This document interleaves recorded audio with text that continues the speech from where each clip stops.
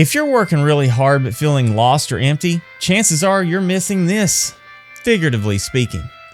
It's not that you're doing anything wrong, but with one tiny adjustment, you could totally transform your career. And in today's video, I'm going to share a simple diagram that will reveal how your gold thread connects your talents to your true calling.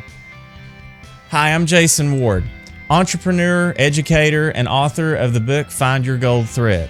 And I'm on a mission to help 1 million people find their true calling, and I really hope you're one of them. Now, the premise of my book is simple. I believe every one of us has a gold thread, or a true calling. That's what this represents. Now, this thread goes all the way back to your childhood, and it connects all of your events that have made you who you are, where you are, what you love, what you do for a living, the things that really make you tick. And I also believe that there's black threads that come along, and these are life's hardships and tragedies and difficulties and challenges that try to throw you off your course. And we have to deal with those. That's just life. But I also believe that God can weave these gold threads, and He can take those black ones that kind of come along and He can spin those into gold ones too. And so today I'm going to share with you this really simple diagram, and we're going to look at how passion, gifting, and opportunity all work together to help you find your gold thread. Now, I got a ton of notes today, but I'm going to bring my kind of virtual board into the frame here so that I can sort of put these circles, these diagrams up, and we're going to go through these. Starting with passion. The first circle is passion. What is your life's passion? These are things that captivate your imagination. These are things that you would do on your day off. These would be things that you could give to tirelessly for hours, and you actually get energy out of doing these things and thinking about these things and dreaming about them versus them just sapping all your energy away. What are your passions? I kind of went on Grok and I plugged in just to see what some of the top 10 passions are. So see if any of these resonate with you. People list sports, physical fitness as a passion. I would even be on that list a little bit in my workout routine. Some people mention wildlife, nature, and the outdoors as their top passions. Volunteering and helping others. Education and lifelong learning, and this could actually even fall into the category of in ministry, like Bible study and Bible leadership. Maybe you're called into ministry with that education and lifelong learning. Music. This could be playing music, listening to music, creating music. A lot of people are passionate about music. Cooking, baking, and the culinary arts, gardening and plants. My wife would fall in this category. She would garden all day, every day if she could. Travel and exploring new places. I like that one too. Creative arts. This is where I really find a lot of my passion. Writing, drawing, crafting, photography. This is woodworking, home improvement, decorating. There's so many that would fall into this category. I'm sure that most people out there have one of these that kind of fall into the creative arts. Then finally, family and relationship building, being a great parent, being a great grandparent. These are all these categorical things that people are passionate about. So think about yourself and what really stirs you. What are you passionate and the most passionate about? And keep in mind that some of these may overlap. Like if you're really passionate about nature and the outdoors, but then you also have a passion like I do for photography, then maybe there's some cross-pollination there with these different passions where maybe you do landscape photography. Culinary arts could go right in with your volunteering passion, and you might be one of those people who's always there for arranging and helping to put together these dinners and things for the community. So a lot of these things have some overlap. Think about what you're most passionate about. When you invest time and money in things that you're passionate about, these make you really come alive, and it always feels worth it. Can you think of some things like that you're passionate about? The next one is gifting. Now, I've seen a lot of different lists with gifting, and we can talk a little bit about spiritual gifting, but I want to get more into like the practical career building type gifting. But you've heard of the spiritual gifts like prophecy, faith, teaching, healing, wisdom, ministry, encouragement, discernment, leadership, and compassion. Those are spiritual gifts, and there's some overlap on those too. But I wanted to see what are some of those tangible gifts that we have, and I threw that also into Grok to see what top 10 would kind of come up there. That list kind of sounded like this. I can explain things clearly. I'm a good communicator. Maybe that's a teaching gift. And then number 2 is I'm great at coming up with fresh ideas and thinking out of the box. You're the person in the group that always kind of comes up with a game plan, comes up with a really cool idea and makes it engaging for other people to kind of get, on the same page. Number 3, I naturally step up to guide groups and get everyone moving in the same direction. You're kind of a good motivator. You sort of put pieces together and get things moving. Number 4 is I can build or fix anything. I can put stuff together with my hands. I can make things. Do you have a gift like that? That would sort of be one of mine. I'm kind of a jack of all trades. I can build pretty much anything, everything from stonemasonry to woodworking. So do you have any of those gifts? Number 5 is I'm a great organizer. I can plan events and schedule stuff and arrange spaces for events without feeling overwhelmed. Oh my goodness, if you've got that, maybe you should come and be a producer. For me, that's a whole career that you might not even think about. But a producer for a video shoot has this gift for sure, and I use it often. Number 6 is I'm a good listener. People come to me when they want to talk. I have friends like this. I always go to them because they're so selfless and they're so humble and so willing to listen to my crazy stories that I can talk to them and I'll be the one speaking for the whole hour while they're patiently listening. Are you one of those people? Praise God for people like you, because we all need good listening people. Number 7, I spot problems quickly and figure out practical ways to solve them. Just a decent, good problem solver.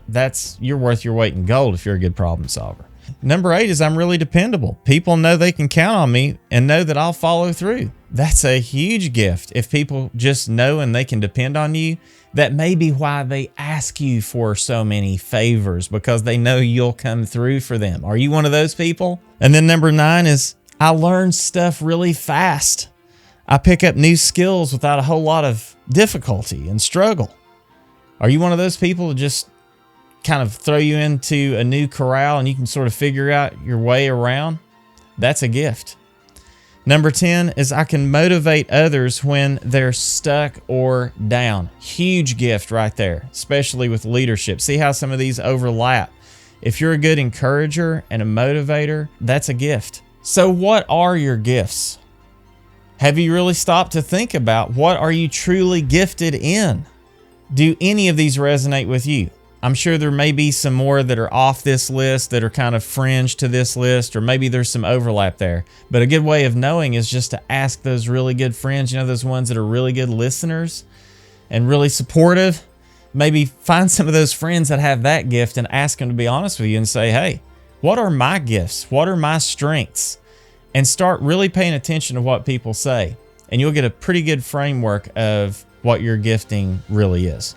So these top 2 circles, passion and gifting, these are reflective in nature. Now the third one's a little bit different. The third one is all about opportunity. And this is when God opens doors for you, and you have to sort of look at opportunities and ways that you can use those top 2 circles, and it's going to rely on you to take action.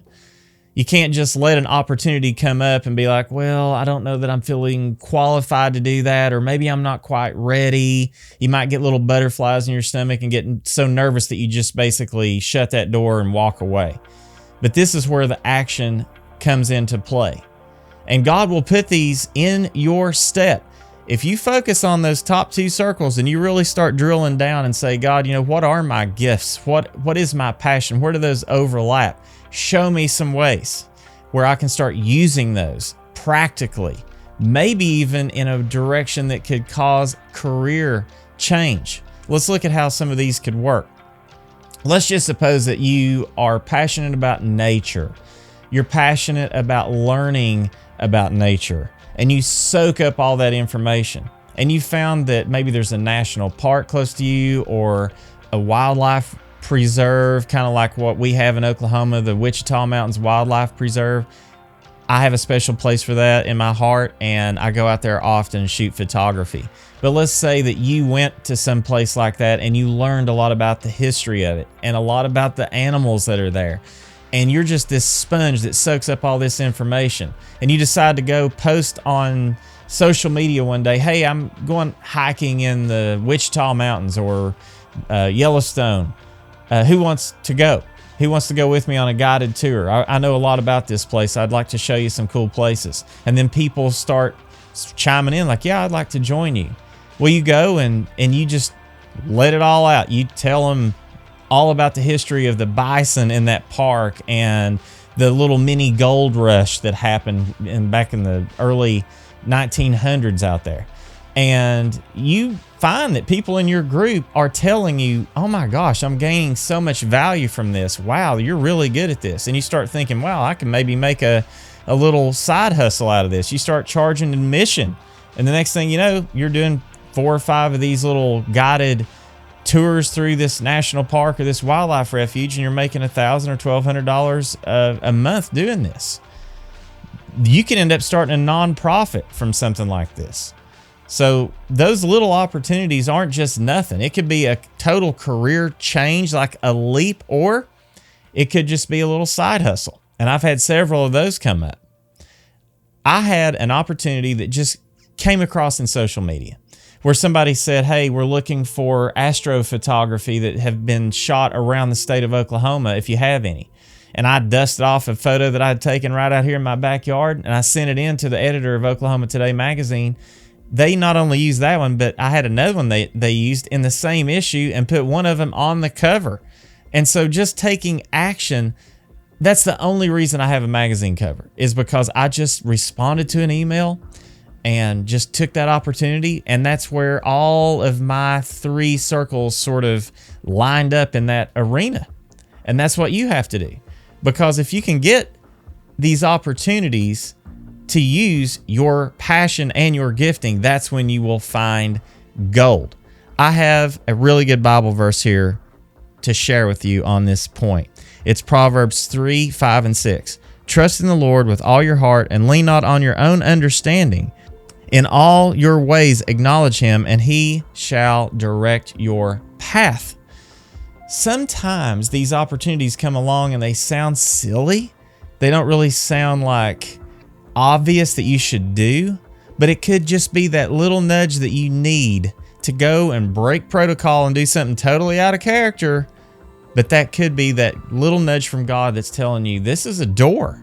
Walk through it. This is what I have planned for you, and you won't even believe where it's going to lead if you just walk through that door. Now, you got to take action, because if you don't have all 3 of these circles, then there's some missed opportunities and there's some real struggles that can result if you don't hit all 3 and find that gold thread. If you have passion and gifting, but you don't have any opportunities coming up, you're not taking any of those opportunities, that's going to lead to just basically stagnation. So you've got this thing that you're really, really passionate about, and you have the ability to do it. But if you don't ever give yourself the opportunity to do it, you're just going to stagnate. You're just going to spin your wheels. You're not even getting better at these things. You can't even develop that skill because you're not giving yourselves any opportunities to do it. Now, if you have passion and opportunity, but no gifting, then you have limitation. You're limited in that arena. Let's just suppose that you're really passionate about music and you have an opportunity because one of your buddies owns a venue and they have live music from time to time.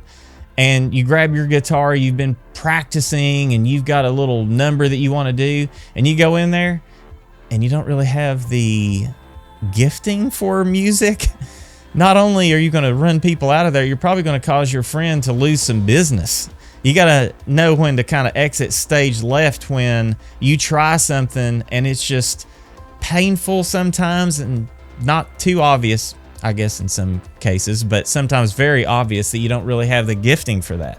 So you're going to hit ceilings really quickly. You're going to be very, very limited, because even if the opportunity's there and the passion's there, if you don't have the gifting, there's only so far you can go. How many people have tried to be a professional musician but have never gotten a recording contract because they have the passion, they have maybe an opportunity, but they just don't have the gifting? Now let's just say that we have the gifting and we have the opportunity to perform in this arena, but we don't have the passion side of this thing. We're going to burn out really, really quickly, because remember, the passion thing is what you have to be able to continue giving tirelessly to this thing and never running out of steam and currency to keep giving to it. If you got opportunities to keep churning and you're using and just blowing through your gifting, I mean, you're just exhausting yourself here, but you don't have a passion for it, you're going to burn out really, really fast. So think about these 3 circles. Think about your opportunities that you have right in front of you to use your gifting. And that is when you will find your gold thread. That's where the pure gold comes alive, in that little arena. If you've gotten some value from this video, I hope you'll subscribe to my channel and share this with a friend who may also use some encouragement in finding their gold thread. You can read my book too, Find Your Gold Thread, at jasondward.com. I hope this video and this diagram will help focus you on what the next chapter of your gold thread could look like. And I hope to see you again on the next episode.